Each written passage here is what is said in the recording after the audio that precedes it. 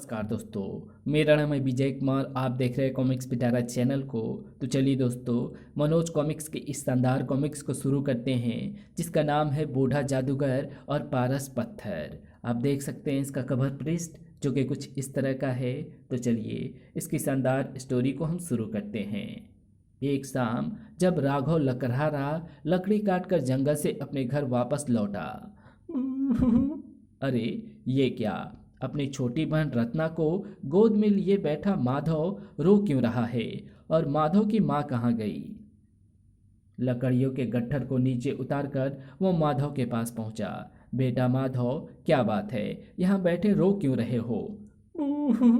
पिताजी, माँ को ना जाने क्या हो गया है, ना वो तो कुछ बोलती है और ना ही आंखें खोलती है।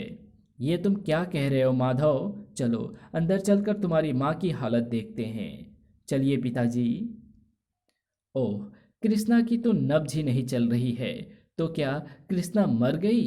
राघव हतप्रभ सा खड़ा रह गया। पिताजी, तुम ऐसा क्यों खड़े हो, हमारी माँ को क्या हुआ, ये बोल क्यों नहीं रही है। बेटा, तुम्हारी माँ अब ना तो कभी बोलेगी और ना ही कभी आंखें खोलेगी। तुम्हारी माँ हमसे बहुत दूर चली गई है। माधव की समझ में पिता की ये बातें नहीं आई। तब राघव ने कृष्णा की चिता बनाई और भरे हृदय से उसे अग्नि दिखाई। कृष्णा, तुमने ये क्या किया, जीवन के इस कठिन सफर में मुझे अकेला क्यों छोड़ दिया। मेरा नहीं तो कम से कम दोनों अबोध बच्चों का तो कुछ ख्याल किया होता। अब इनकी परवरिश कौन करेगा। कृष्णा की असमय मौत से राघव अजब परेशानी में पड़ गया था। वो दिन भर जंगल में बदन तोड़ मेहनत करता, दिन छिपे लकड़ियों के गट्ठर के साथ जब वो घर वापस लौटता तो भूखा प्यासा माधव उससे कहता, पिताजी बहुत भूख लगी है, रत्ना भी भूख से रो रही है। अभी लो मेरे बच्चों, मैं अभी तुम दोनों की भूख का इंतजाम करता हूँ। राघव लकड़ियों का गट्ठर रखकर उसी समय बच्चों के लिए खाना बनाने में जुट जाता। बच्चों को खाना खिला पिलाकर जब वो रात को चरपाई पर लेटता तो थकान के कारण उसका अंग अंग दर्द कर रहा था। अंग अंग दर्द करता रहता। मेरे जीवन की नैया ऐसे कैसे चलेगी। बिना माँ के बच्चे को मैं अकेला कब तक इस प्रकार बना बना कर खिलाता रहूँगा। दर्द से शरीर टूटा जा रहा है। दिन रात इसी प्रकार अथक परिश्रम करने के कारण उसका स्वास्थ्य खराब होने लगा। ये देखकर गांव वाले उसे समझाते, राघव ऐसा कब तक चलेगा। अगर तुम इसी प्रकार दिन रात घर बाहर के कामों में लगे रहे तो शीघ्र ही घातक रूप से बीमार पड़ जाओगे। राघव, तुम दूसरा विवाह क्यों नहीं कर लेते। राघव, दूसरा विवाह करने से कम तुम्हारे बच्चे की परवरिश की चिंता तो दूर हो जाएगी। नहीं, मैं दूसरी शादी कभी नहीं करूँगा। पता नहीं सौतेली माँ आकर दोनों अबोध बच्चों के साथ कैसा व्यवहार करे। इस प्रकार उसके दिन बड़े ही संघर्षपूर्ण गुजर रहे थे। एक दिन जब वो शहर में लकड़ियाँ बेचकर घर वापस लौट रहा था। अरे, इस बेआवान जंगल में किसके रोने की आवाज़ आ रही है। वो उस दिशा की ओर चल पड़ा जिधर से रोने की आवाज़ आ रही थी। कुछ दूर चलने के पश्चात उसे एक रोती हुई स्त्री दिखाई दी। कौन है ये, इसे क्या दुख है। कौन हो तुम और तुम क्यों रो रही हो। मैं एक दुखियारी हूँ, मेरा नाम वसुधा है। आज ही मेरा पति मर गया है। अब मेरा इस दुनिया में कोई नहीं है, इसलिए मैं इस जंगल में आत्महत्या करने आई हूँ। कोई भी जंगली जानवर यहाँ मुझे मार कर खा जाएगा। ओह, तो ये स्त्री यहाँ प्राण गंवाने आई है। सहसा उसके दिमाग में एक विचार आया। इस स्त्री का पति मर गया है और मेरी पत्नी मर गई है। हम दोनों ही इस समय दुखियारे हैं। क्यों ना मैं इस दुख क्यों ना मैं इस दुखी स्त्री से विवाह कर लूं। ऐसा करने से इस स्त्री को भी सहारा मिल जाएगा और माधव एवं रत्ना को देखभाल करने वाली माँ भी मिल जाएगी। ये सोच राघव ने वसुधा से कहा, वसुधा, तुम्हें प्राण खोने की कोई आवश्यकता नहीं है। आत्महत्या करना कायरता है।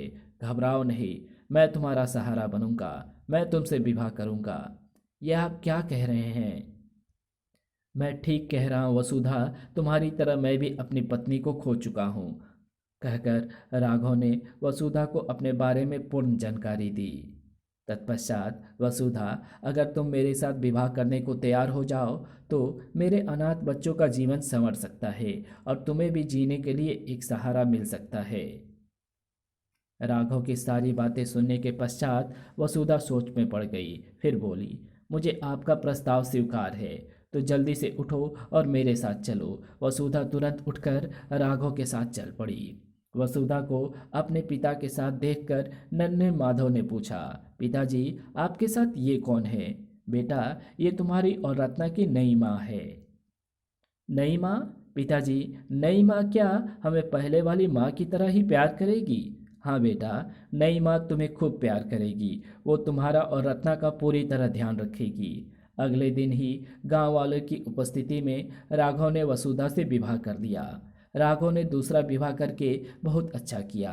अब राघव के दोनों बच्चों का लालन पालन ठीक प्रकार से हो जाएगा। राघव का उजड़ा हुआ घर पुनः बस गया था। वसुधा उसका और उसके दोनों बच्चों का पूरा ख्याल रखती थी। धीरे धीरे इसी प्रकार कई माह बीत गए। एक दिन वसुधा राघव से बोली, सुनो जी, एक खुशखबरी है। मेरा पाँव इन दिनों भारी है। क्या तुम माँ बनने वाली हो? वसुधा से ये खबर पाकर राघव खुश हो गया। उचित समय पर वसुधा ने एक पुत्री को जन्म दिया। वसुधा अब सारा दिन नवजात कन्या के प्यार दुलार में ही डूबी रहती। उसने माधव और रत्ना का ख्याल रखना भी छोड़ दिया था। पता नहीं नई माँ को क्या हो गया है। जब से नन्ही बहन पैदा हुई है, नई माँ ने हमारा ख्याल रखना बिल्कुल ही छोड़ दिया है। राघव भी वसुधा के बदले व्यवहार को देखकर परेशान था। एक दिन शाम को जब राघव लकड़ी काटकर जंगल से वापस लौटा, पिताजी, बहुत भूख लगी है। पिताजी, मैं भी भूखी हूँ। तुम लोग भूखे हो? तुम्हारी माँ कहाँ गई? क्या उसने तुम्हारे लिए खाना नहीं बनाया? ये सुनते ही माधव रोने लगा। अरे, ये क्या बेटे, तुम तो मेरी बात सुनते ही रोने लगे। चुप हो जाओ और जल्दी से मुझे अपने रोने का कारण बताओ। माधव ने आंसू पोंछते हुए कहा, पिताजी, मैं और रत्ना आज सुबह से ही भूखे हैं। दोपहर को जब भूख सहन नहीं हुई तो मैंने और रत्ना ने नई माँ से खाने को रोटी मांगी, तो नई माँ ने हम दोनों को रोटी तो नहीं दी, बदले में हमारी खूब पिटाई की। ओह, वसुधा ने ऐसा क्यों किया? वो उसी समय माधव और रत्ना को लेकर वसुधा के पास पहुंचा। वसुधा, ये दोनों बच्चे तुम्हारे बारे में जो कुछ भी कह रहे हैं, क्या वो सच है? सुनते ही वसुधा भड़क उठी। नास्फिटो, अपने बाप को घर में घुसने से पहले ही सिखा पढ़ा दिया। वसुधा, इन मासूम बच्चों पर चिल्लाने की कोई आवश्यकता नहीं है। मैंने तुमसे जो प्रश्न किया है उसका जवाब दो। तो सुनो, तुम्हारे मासूम बच्चे जो कुछ भी कह रहे हैं वो सही है। तो क्या सचमुच तुमने इन दोनों को मारा था? हाँ, मारा था। ये दोनों हर समय खाना मांगते रहते हैं, जैसे खाना बनाने के लिए इनके बाप ने मेरे पास कोई नौकर रख छोड़ा है। वसुधा, ऐसा न कहो। दीपा की तरह से दोनों भी तो तुम्हारे ही बच्चे हैं। ये मेरे बच्चे अवश्य हैं, लेकिन सगे नहीं, सौतेले। ओह, तो अब तुम्हारे दिमाग में सगे सौतेले का भूत समा गया है। कान खोलकर सुन लो जी, मैं तुम्हारे बच्चों की नौकरानी नहीं हूँ। मुझे दीपा बेटी के कामों से ही फुर्सत नहीं मिलती, फिर मैं इन लवारिस का खाना कैसे बना सकती हूँ? खामोश वसुधा, बहुत हो चुका। तुमने जो कुछ कहा मैंने चुपचाप सुन लिया, लेकिन आज के बाद तुमने माधव और रत्ना को लवारिस कहा तो मुझसे बुरा कोई नहीं होगा।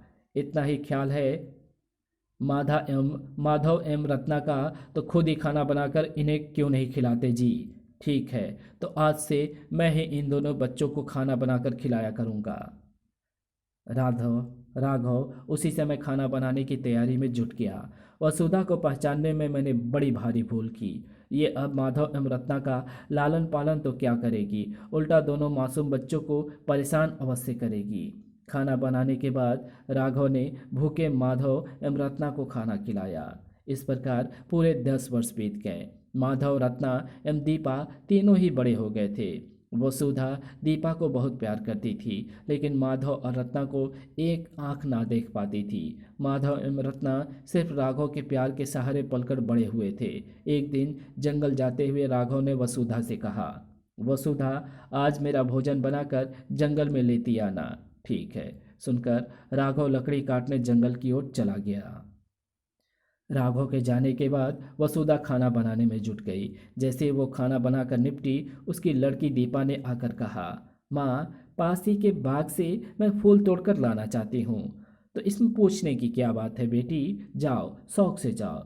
दीपा उछलती कूदती फूल तोड़ने चली गई। तब वसुधा ने खाने को एक पोटली में बांधा और माधव से बोली, तुम्हारे पिताजी जंगल में लकड़ियाँ काटने गए हैं, जाओ ये खाने की पोटली उन्हें दे आओ। माँ, जंगल में तो खूंखार जानवर रहते हैं, मैं जंगल में नहीं जाऊंगा, मुझे डर लगता है।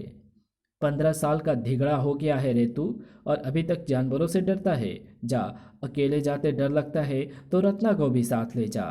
क्या आप रत्ना को भी जंगल में भेजना चाहती हैं? क्यों, रत्ना जंगल में चली जाएगी तो क्या गजब हो जाएगा। अरे नासपीटो, दिन भर तुम बकर बकर खाते रहते हो, आज थोड़ा सा काम बता दिया तो तुम्हारी नानी मर गई। जाओ अपने पिता का खाना ले जाओ, वरना मुझसे बुरा कोई ना होगा। वसुधा की धमकी सुनकर माधव और रत्ना सिहर गए।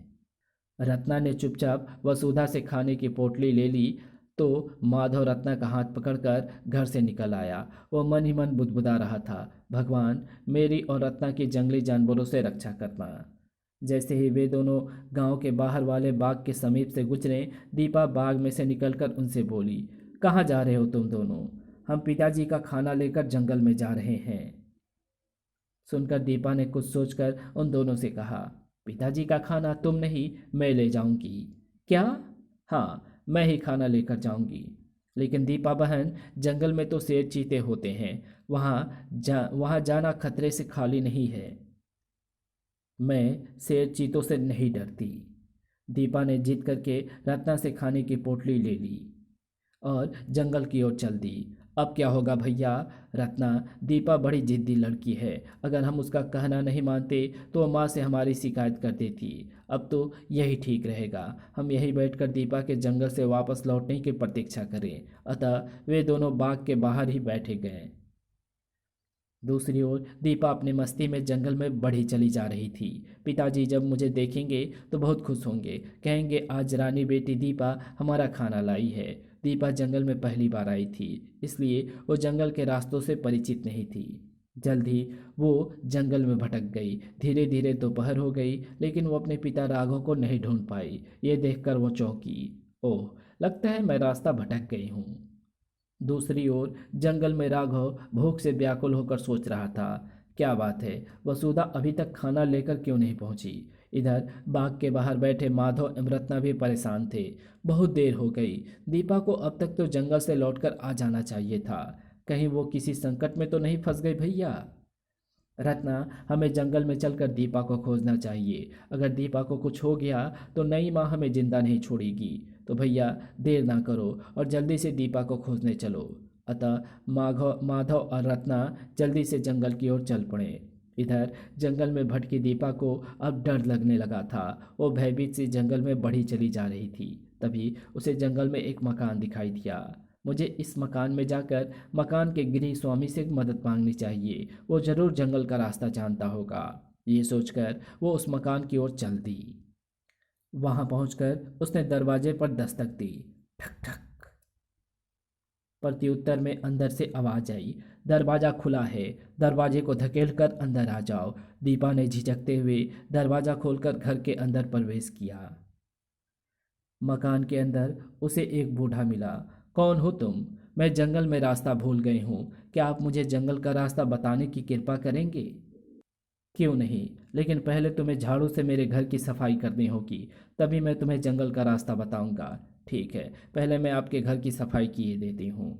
दीपा झाड़ू लेकर घर की सफाई में जुट गई। एक कमरे में ही झाड़ू लगाने के पश्चात वो थक गई। जैसे वो झाड़ू लगाने दूसरे कमरे में पहुंची, भूख के मारे बुरा हाल हो रहा है, पहले पोटली का खाना खा लूँ तभी झाड़ू लगाऊंगी। दीपा ने तुरंत ही पोटली खोली और खाना खाने बैठ गई। बूढ़े ने भी मुझे कितना खराब काम करने को कहा है, मैंने तो कभी अपने घर में भी झाड़ू नहीं लगाई। खाना खाकर उसने झाड़ू एक कोने में रखी और वापस बूढ़े के पास पहुंची। बूढ़े बाबा, मैंने सारे मकान में झाड़ू लगा दी, अब आप मुझे जल्दी से जंगल का रास्ता बता दीजिए। दीपा की बात सुनकर बूढ़ा क्रोध से भभक उठा। झूठी लड़की, मुझसे झूठ बोलती है, जा इसी समय मुर्गी बन जा। अगले ही पल दीपा मुर्गी बन गई। कुकड़ूकू। नादान लड़की, अब तो शेष जीवन मुर्गी बनकर ही गुजारेगी। दूसरी ओर माधव और रत्ना भी दीपा की खोज करते हुए उसी मकान के बाहर आ पहुंचे जिसमें दीपा गई थी। ठक ठक। जो भी है दरवाजे को ठेल कर अंदर आ जाओ। तब दोनों दरवाजे ठेल कर बूढ़े के पास पहुंचे। बाबा, इस जंगल में हमारी छोटी बहन दीपा खो गई है, क्या आप उसे ढूंढने में हमारी सहायता कर सकते हैं? बेटा, मैं तुम्हारी बहन को खोजने में तुम्हारी सहायता अवश्य करूंगा, लेकिन पहले तुम्हें मेरा एक काम करना होगा। कौन सा काम बाबा? बेटा, मैं बहुत बूढ़ा हूँ, रात का खाना पकाने के लिए मेरे पास ईंधन समाप्त हो गया है, तुम्हें जंगल में से ईंधन के लिए लकड़ियाँ काट कर लानी होगी। माधव ने एक पल सोचा, फिर बूढ़े से कहा, ठीक है बाबा, मैं अभी जंगल से आपके लिए लकड़ियाँ काट कर लाता हूँ। जाओ बेटा, जल्दी करो, दिन छिपने ही वाला है। बूढ़े से कुल्हाड़ी लेकर जंगल में जाने से पहले माधव बूढ़े से बोला, बाबा, मैं अपनी छोटी बहन रत्ना को आपके पास छोड़े जा रहा हूँ। कोई बात नहीं, मैं इसका पूरा ख्याल रखूँगा। माधव ये सुनकर घर से बाहर निकल आया। ये आज हम कैसी मुसीबत में फंस गए हैं। रात होने ही वाली है और हम अभी तक दीपा का भी पता नहीं लगा सके हैं। दूसरी ओर दिन छिपे थका हारा भूखा प्यासा राघव घर पहुंचा। वसुधा, आज तुम जंगल में मेरा खाना लेकर क्यों नहीं आई? मैं सारा दिन भूखा ही लकड़ियाँ काटता रहा। यह आप क्या कह रहे हैं जी? मैंने तो सुबह ही माधव और रत्ना को आपका खाना देकर जंगल में भेज दिया था। क्या कहा? तुमने उन छोटे बच्चों को उस भयानक जंगल में भेजा था, लेकिन वे तो मेरे पास खाना लेकर नहीं पहुंचे। लगता है माधव रत्ना को जंगल में जंगली जानवर चीर फाड़ कर खा गए हैं, तभी तो वे जंगल से वापस नहीं लौटे हैं। ये सोचकर वसुधा खुश हो उठी। अगले ही पल उसके दिमाग में एक विचार आया, लेकिन दीपा बेटी कहाँ चली गई? वो भी तो सुबह से ही घर वापस नहीं लौटी है। वसुधा सोच में पड़ गई। तब राघव वसुधा से बोला, वसुधा, आज तुमने उन दोनों मासूम बच्चों को जंगल में भेजकर अपने मन की मुराद आखिर पूरी ही कर ली। अब तक तो उन्हें जंगली जानवर खा गए होंगे। वो उल्टे पांव ही वापस जाने लगा तो वसुधा ने कहा, इस समय कहाँ जा रहे हो जी? मुझे मत टोक हत्यारिणी औरत, मैं अपने बच्चों की खोज में जंगल में जा रहा हूँ। जंगल में वे मुझे जीवित तो नहीं मिलेंगे, पर उनके अवशेष तो मिलेंगे ही। उनके अवशेषों को इकट्ठा करके मैं उनका अंतिम संस्कार करूंगा। कहकर राघव तेजी से घर से बाहर निकल गया और जंगल की ओर चल पड़ा। दूसरी ओर माधव जैसे ही एक पेड़ के पास से गुजरा, एक आवाज़ आई, मुझे बाहर निकालो, मुझे बाहर निकालो। ये आवाज़ सुनकर माधव चौंका। उसने चारों ओर देखा, यहाँ तो कोई नज़र नहीं आ रहा, फिर ये आवाज़ कहाँ से आई थी? माधव सोच में पड़ गया। तभी आवाज़ पुनः आई, भाई सोच में मत पड़ाओ, तुम्हारे पास वाले पेड़ के नीचे एक बंद बोतल पड़ी हुई है, मैं उसी बोतल में बंद हूँ, कृपया करके मुझे बोतल से बाहर निकाल दो। ये सुनकर माधव चौंका और पेड़ के पास पड़ी बोतल को ध्यान से देखा। ओह, इस बोतल में तो कोई नन्हा सा आदमी बंद है। ये आदमी इस बोतल में कैसे आया? मुझे इसको बोतल खोलकर निकाल देना चाहिए। ये सोचकर उसने बोतल की डॉट हटाई। हैं, ये क्या? साएं। अगले ही पल जानते हो बालक, तुमने मुझे बोतल से निकाला, इसके बदले में मैं तुम्हें क्या इनाम दूंगा? नहीं तो सुनो, मैंने सोच रखा था कि जो भी मुझे इस बोतल में से निकालेगा मैं उसे खा जाऊंगा। क्या? हाँ बच्चे, अब तुम जल्दी से मरने के लिए तैयार हो जाओ।